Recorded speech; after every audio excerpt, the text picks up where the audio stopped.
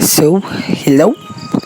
Ako ay nagpabalik para ibahagi ulit ang kaganapan sa ating small world. Let's go!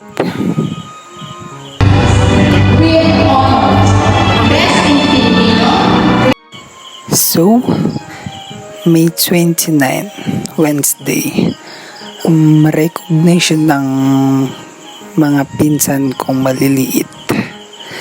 So, sumama ako para mag-picture.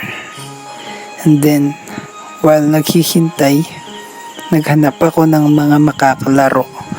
Mga ma-invite natin sa ating small world. Tapos may nahanap ako. Subalit, hindi sila nakapasok sa ating small world. Yay! Tapos, ayan, palatastas. Kumain kami sa labas. Yay! So, mag-start sa finish sa 100. 1? Panalo ka na.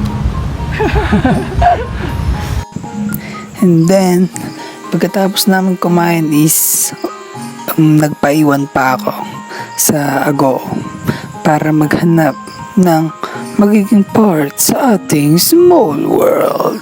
Tapos nakahanap ako ng isa. And then,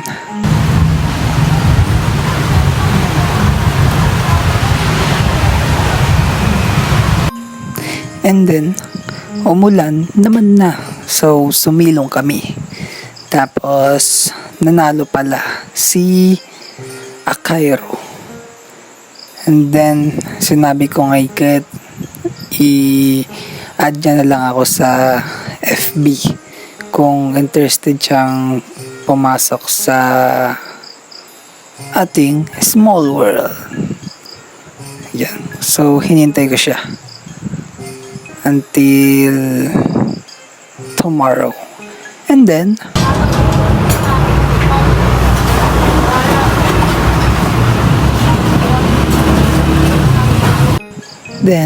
kinabukasan, parang wala pa rin nag-add. So, nag-assume na ako na baka hindi siya interested na maging part sa ating small world. So, nag-game over din siya. Yes!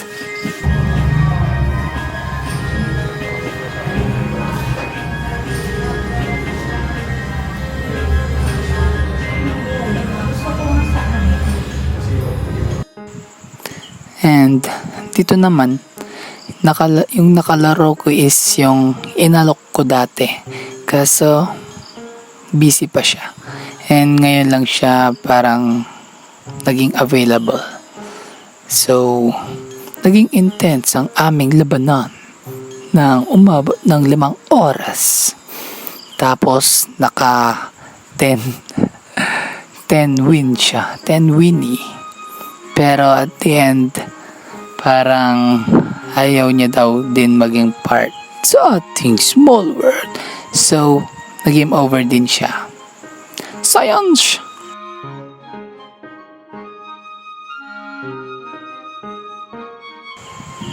So, update. Wala pa ding pagbabago sa ating ranking, sa ating small world. So, ayun po. Hanggang sa muli. Sarabata.